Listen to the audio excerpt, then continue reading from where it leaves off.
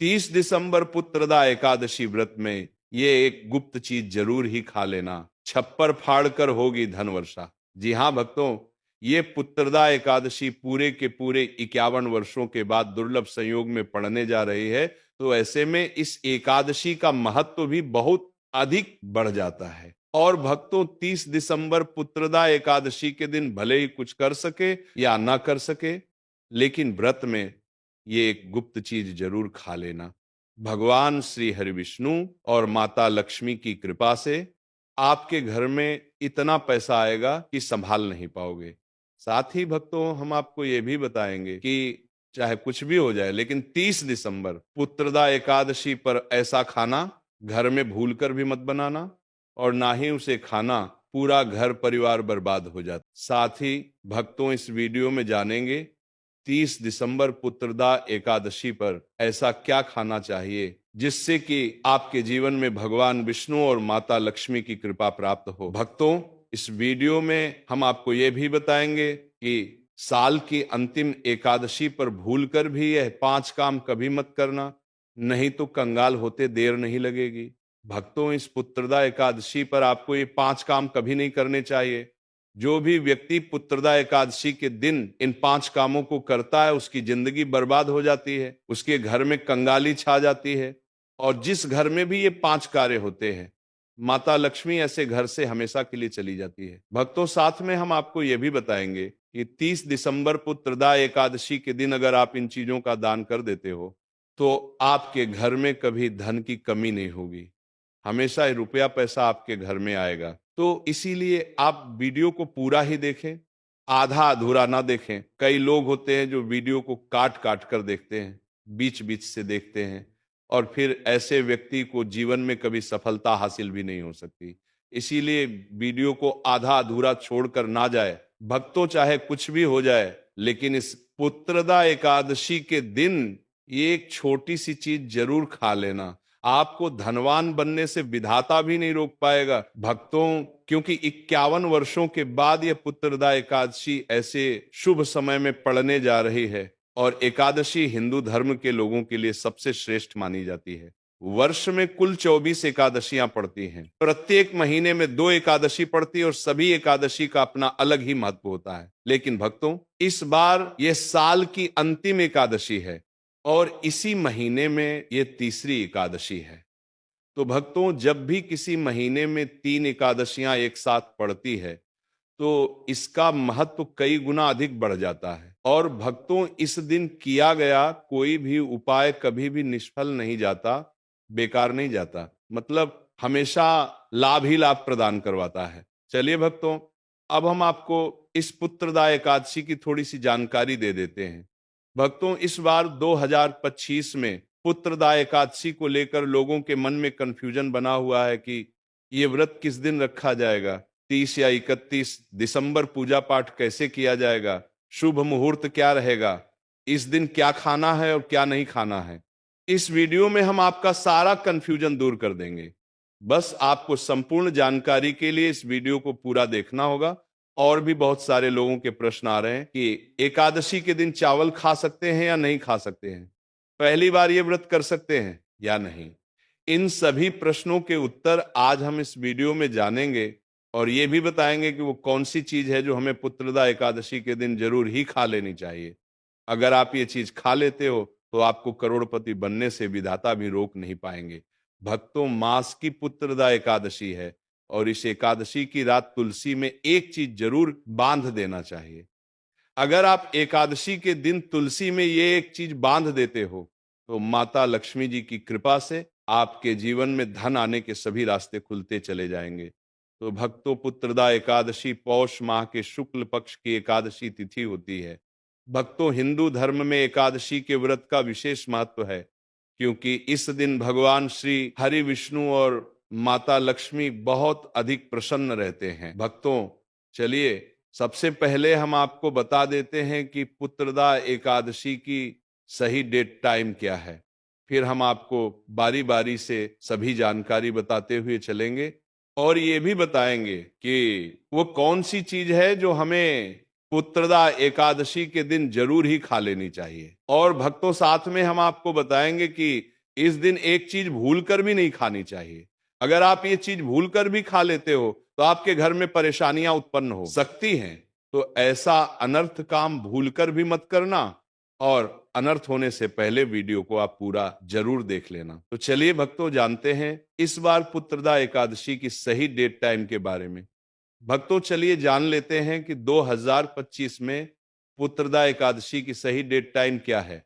देखिए भक्तों, पुत्रदा एकादशी हर साल पौष मास के शुक्ल पक्ष की एकादशी को पड़ती है, जिसे पुत्रदा एकादशी कहते हैं। सनातन धर्म में इस दिन का बहुत खास महत्व होता है। इस बार 2025 में पुत्रदा एकादशी का व्रत 30 दिसंबर मंगलवार को रखा जाएगा। आइए भक्तों, जानते हैं पुत्रदा एकादशी का महत्व, शुभ मुहूर्त और पूजा विधि के बारे में। भक्तों, हिंदू पंचांग के अनुसार इस बार पौष मास के शुक्ल पक्ष की पुत्रदा एकादशी की शुरुआत 30 दिसंबर मंगलवार को सुबह 7:51 से शुरू होगी और अगले दिन 31 दिसंबर को सुबह 5 बजे समाप्त होगी। उदय तिथि के अनुसार इस बार पुत्रदा एकादशी का व्रत 30 दिसंबर मंगलवार को रखा जाएगा।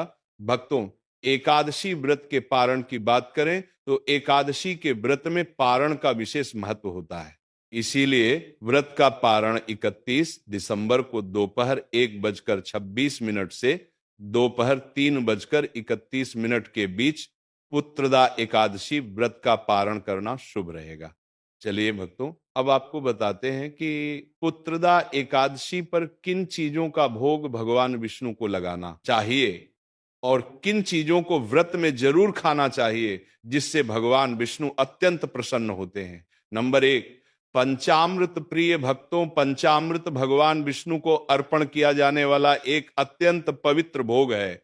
ये 5 शुद्ध तत्वों दूध, दही, घी, शहद और गंगाजल या शक्कर से बना होता है और शास्त्रों में इसे भगवान के अभिषेक और भोग दोनों के लिए श्रेष्ठ माना गया है। ऐसे में पुत्रदा एकादशी जैसे दिव्य अवसर पर पंचामृत अर्पित करना भगवान विष्णु की भक्ति को गहरा करता है और आत्मा को शुद्ध करता है।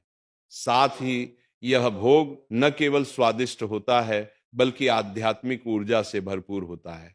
इसके अलावा भगवान को पंचामृत चढ़ाने से उनका विशेष आशीर्वाद प्राप्त होता है और यह भक्त के समस्त पापों का नाश करने वाला माना गया है। वही श्रद्धा पूर्वक विधि विधान के साथ और शुद्धता के साथ पुत्रदा एकादशी के शुभ दिन पर पंचामृत का भोग भगवान विष्णु को लगाना और सभी में वितरित करना अत्यंत शुभ माना गया है। इससे साधक को जीवन में सुख सौभाग्य की प्राप्ति होती है, रुके हुए कार्य बिना किसी अड़चन के पूर्ण होते हैं और हर एक कार्य में सफलता हासिल होती है। नंबर 2, तुलसी दल। प्रिय भक्तजनों, हिंदू धर्म में तुलसी का बड़ा ही विशेष महत्व होता है और तुलसी माता लक्ष्मी का प्रतीक मानी जाती है। साथ ही तुलसी भगवान विष्णु की सबसे प्रिय वस्तु मानी जाती है। ऐसे में मान्यता है कि भगवान श्री हरि विष्णु जी को लगाए जाने वाला भोग तब तक अधूरा रहता है जब तक उसमें विष्णु प्रिय तुलसी दल शामिल नहीं होती है। ऐसे में जब आप पुत्रदा एकादशी पर भगवान विष्णु को किसी भी प्रकार का भोग लगाते हैं तो उसमें विष्णु प्रिय तुलसी दल जरूर शामिल करें।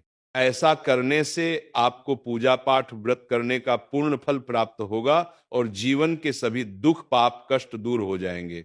वहीं अगर आप भगवान विष्णु के भोग में तुलसी दल शामिल नहीं करते हैं तो वह भोग अधूरा रहेगा, जिससे आपकी मनोकामना पूर्ण नहीं होगी। साथ ही आप भगवान श्री हरि विष्णु जी की कृपा से वंचित रह सकते हैं। शास्त्रों में लिखा है कि भगवान विष्णु को एक तुलसी पत्र अर्पण करने मात्र से सहस्त्रों यज्ञों का फल मिलता है। साथ ही तुलसी मन और वातावरण को पवित्र बनाती है और व्रत की सफलता का प्रतीक मानी जाती है। इसके अलावा आपको इस बात का भी विशेष रूप से ध्यान रखना चाहिए कि एकादशी के दिन तुलसी में जल नहीं देना चाहिए। तो भक्तों, ये थी वो चीजें जिनका भोग पुत्रदा एकादशी के शुभ दिन पर भगवान श्री हरि विष्णु जी को लगाना चाहिए और स्वयं ही प्रसाद के रूप में इसका सेवन करना चाहिए। नंबर 3, केले की सब्जी। भक्तों, हिंदू धर्म में केले का और केले के पौधे का बड़ा ही विशेष महत्व होता है, क्योंकि केले को शास्त्रों में पवित्र और सात्विक फल माना गया है और इसकी सब्जी व्रत में विशेष रूप से उपयोगी होती है। साथ ही भगवान विष्णु को केला अत्यंत प्रिय है, क्योंकि ये भगवान श्री हरि की कृपा का प्रतीक फल माना जाता है। ऐसे में आपको पुत्रदा एकादशी पर शुद्ध केले की सब्जी बिना लहसुन प्याज के, हल्दी जीरा और सेंधा नमक से तैयार करके इसका भोग भगवान विष्णु जी को श्रद्धा भाव से लगाना चाहिए और स्वयं भी प्रसाद के रूप में इसका सेवन करना चाहिए, क्योंकि इसके सेवन से मन शांत और एकाग्र रहता है, जिससे भगवान विष्णु नाम स्मरण और पूजा में मन लगता है। वही साधक को भगवान विष्णु की विशेष कृपा प्राप्त होती है, जीवन में खुशियों का आगमन होता है और रिश्तों में मिठास बनी रहती है। नंबर 4, लौकी। जी हाँ भक्तों, लौकी एक अत्यंत सात्विक और शीतल सब्जी मानी जाती है, जिसका व्रत में सेवन करना शरीर और मन दोनों के लिए लाभदायक होता है। साथ ही ये भगवान विष्णु को अत्यंत प्रिय है, क्योंकि ये मन और शरीर दोनों की शुद्धि का माध्यम है। ऐसे में पुत्रदा एकादशी पर लौकी की सब्जी को हल्का सा घी, सेंधा नमक और जीरे से बनाकर भगवान विष्णु को भोग लगाया जाता है और स्वयं ही ग्रहण किया जाता है, क्योंकि व्रत के समय लौकी का सेवन शरीर को ठंडक देता है और निर्जल उपवास के कारण होने वाली थकावट को कम करता है। ऐसे में आपको पुत्रदा एकादशी के शुभ दिन पर भगवान विष्णु को श्रद्धा पूर्वक लौकी का भोग लगाना चाहिए और स्वयं ही इसका सेवन करना चाहिए। ऐसा करने से आपको जीवन में सुख सौभाग्य की प्राप्ति होगी, आपका भाग्य मजबूत होगा और आपको जीवन में मानसिक तनाव, स्वास्थ्य संबंधी जैसी समस्याओं का सामना नहीं करना पड़ेगा। साथ ही आपकी आर्थिक स्थिति भी मजबूत होगी और वैवाहिक जीवन में भी खुशियां आएंगी। नंबर 5, हलवा। भक्तों, हलवा एक अत्यंत सात्विक, प्रिय और श्रद्धा से बना हुआ भोग है, जो भगवान विष्णु को विशेष रूप से अर्पित किया जाता है। ऐसे में पुत्रदा एकादशी जैसे पुण्य पर्व पर सूजी, बेसन या आटे से बना शुद्ध घी वाला हलवा मिश्री या गुड़ से मीठा करके भगवान को अर्पित करना चाहिए और अगर कोई गलती हो जाए तो क्षमा याचना करना चाहिए, जिससे भगवान विष्णु जी नाराज ना हो और आपको इसका पूर्ण फल प्राप्त हो सके। लेकिन ये उपाय करते समय आपको शुद्धता का विशेष रूप से ध्यान रखना चाहिए, वरना आपको मिलने वाला फल अधूरा हो सकता है। नंबर 6, कद्दू यानी कि सीताफल। प्रिय भक्तजनों, कद्दू को सीताफल भी कहा जाता है और ये भगवान विष्णु को अत्यंत प्रिय सब्जियों में गिना जाता है। ऐसे में कद्दू का सेवन व्रत में शुभ और पुण्यदायक माना गया है। वही ये सब्जी जब शुद्ध देसी घी, जीरा, हरी मिर्च और सेंधा नमक के साथ बनाई जाती है, तो ये ना केवल स्वादिष्ट होती है बल्कि शरीर को ऊर्जा और शीतलता भी प्रदान करती है।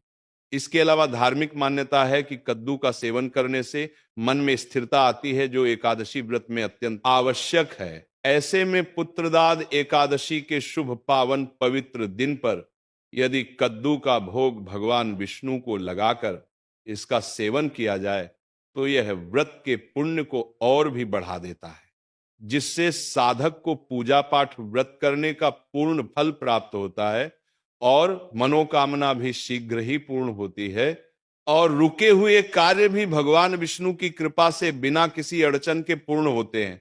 नंबर 7, फल। प्रिय भक्तजनों, फल भगवान विष्णु को अर्पित करने का सबसे शुद्ध, सात्विक और प्रिय भोग है। विशेष रूप से केला, सेब, अमरूद, अनार, पपीता, अंगूर आदि फल शुद्ध जल से धोकर श्री हरि को अर्पित किए जाते हैं, क्योंकि फल ना केवल पवित्र होते हैं बल्कि वे तपस्या और व्रत के समय शरीर को ऊर्जा भी प्रदान करते हैं। साथ ही शास्त्रों में वर्णित है कि फल भगवान को प्रसन्न करते हैं, क्योंकि वे धरती के प्राकृतिक उपहार होते हैं, जिनमें कोई हिंसा या विकृति और नकारात्मकता नहीं होती है। ऐसे में फल का भोग अर्पित करने से व्यक्ति के जीवन में समृद्धि, आरोग्यता और धर्म के प्रति श्रद्धा बनी रहती है। इसके अलावा एकादशी जैसे दिव्य दिन पर जब फल श्री हरि को श्रद्धा से अर्पित किए जाते हैं तो वे व्रत, पूजा पाठ करने के पुण्य को कई गुना बढ़ा देते हैं, जिससे साधक के अन्न धन के भंडार भर जाते हैं। जीवन में सुख संपत्ति और धन ऐश्वर्य की प्राप्ति होती है और आपकी मनोकामना यदि अधूरी है तो वह भी पूर्ण होती है। नंबर 8, नारियल। जी हाँ भक्तों, नारियल को भगवान विष्णु का प्रिय फल माना जाता है और इसका हिंदू धर्म में बड़ा ही विशेष महत्व है। साथ ही नारियल को पूजा पाठ का महत्वपूर्ण हिस्सा माना जाता है। इसके अलावा नारियल को श्रीफल भी कहा जाता है, लेकिन ऐसे में यह श्री हरि के चरणों में अर्पण करने से संपूर्णता, शुभता और सौभाग्य की प्राप्ति होती है। साथ ही नारियल को तोड़कर उसका जल भगवान को अर्पित करना अत्यंत पुण्यकारी होता है। इसके अलावा धार्मिक मान्यता के अनुसार नारियल 3 आंखों वाला होता है, जो त्रिलोकपति विष्णु को समर्पण का प्रतीक माना जाता है।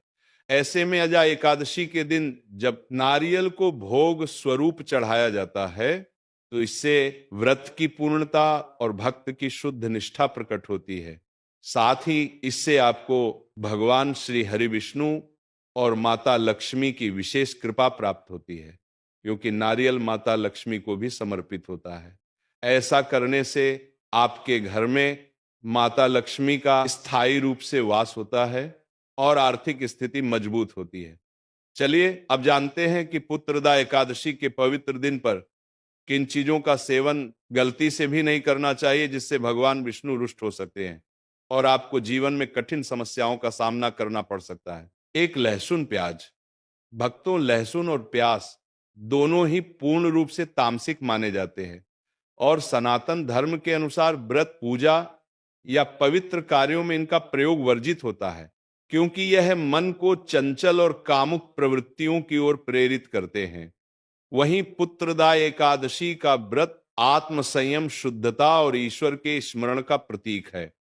इस दिन लहसुन प्याज का सेवन करने से व्रत की पवित्रता खंडित होती है और मन शुद्ध नहीं रह पाता है। इसके अलावा इस बात का विशेष रूप से ध्यान रखना चाहिए, भगवान विष्णु को अर्पित किए जाने वाले किसी भी भोग में लहसुन प्याज नहीं होना चाहिए, नहीं तो आपको भोग लगाने का फल प्राप्त नहीं होगा और भगवान विष्णु भी आपसे नाराज हो सकते हैं और आपको भगवान विष्णु के क्रोध का सामना करना पड़ सकता है, जिससे आपका जीवन दुर्भाग्य में बदल सकता है। साथ ही लहसुन और प्याज राहु केतु से जुड़े होते हैं, जिसके कारण इन्हें अशुभ माना जाता है। तो प्रिय भक्तजनों, यह थी वह चीज जिनका सेवन पुत्रदा एकादशी के शुभ पावन पवित्र दिन पर गलती से भी नहीं करना चाहिए, वरना आपका जीवन दुर्भाग्य में बदल सकता है। नंबर 2, दाल। जी हां भक्तों, पुत्रदा एकादशी पर दाल का सेवन वर्जित होता है, क्योंकि दालें भारी पचने में कठिन और प्रायतामसिक प्रवृत्ति को बढ़ाने वाली मानी जाती है। ऐसे में व्रत का उद्देश्य शरीर को शुद्ध करना और मन को शांत करना होता है, लेकिन दालें शरीर में आलस्य और वेता उत्पन्न कर सकती है। साथ ही शास्त्रों में पुत्रदा एकादशी के दिन अन्न जल तक का त्याग करने की बात कही गई है और यदि वती फलाहार करता है तो उसे केवल सात्विक, हल्के और जल युक्त आहार लेने चाहिए।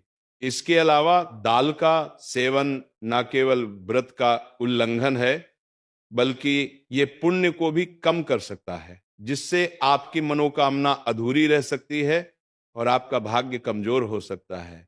साथ ही आपकी आर्थिक स्थिति भी कमजोर हो सकती है।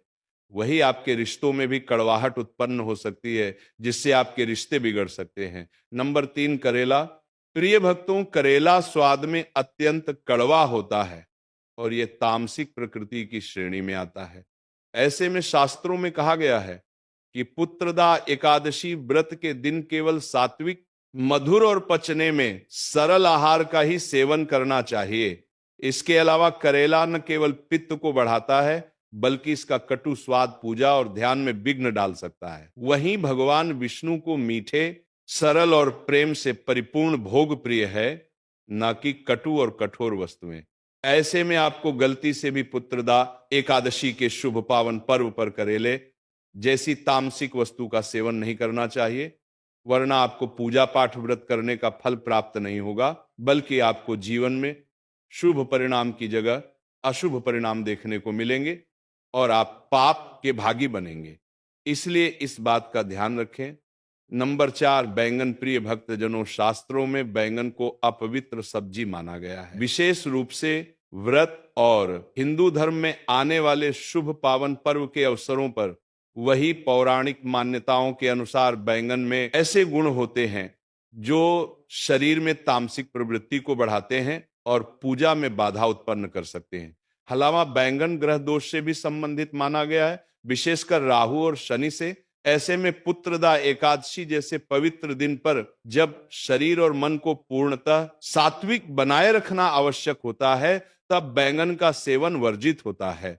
ऐसे में आपको पुत्रदा एकादशी पर धार्मिक दृष्टि से देखा जाए तो भगवान विष्णु को बैंगन का भोग नहीं लगाना चाहिए और स्वयं ही इसका सेवन नहीं करना चाहिए, क्योंकि यह भोग और व्रत की पवित्रता को नष्ट करता है। इसके अलावा पुत्रदा एकादशी के शुभ दिन पर ब्रह्मचर्य का पालन करना चाहिए और बैंगन काम प्रवृत्ति को बढ़ाता है, जिससे आपको भगवान विष्णु आपसे रुष्ट हो सकते हैं। वही ऐसा करने से आपके जीवन में, घर परिवार में नकारात्मक ऊर्जा उत्पन्न हो सकती है और आपको स्वास्थ्य संबंधी मानसिक तनाव जैसी समस्या का सामना करना पड़ सकता है। इसी के साथ भक्तों, एकादशी के दिन तुलसी के पौधे में यह गुप्त चीज बांध देने मात्र से भगवान विष्णु और माता लक्ष्मी आपसे बहुत अधिक प्रसन्न होते हैं।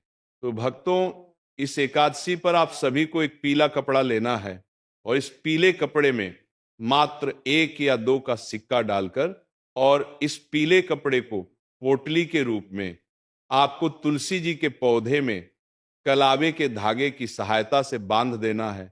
ऐसा करने मात्र से आपसे माता लक्ष्मी और भगवान विष्णु बहुत अधिक प्रसन्न होते हैं और आपको भी अपार धन समृद्धि की प्राप्ति होती है।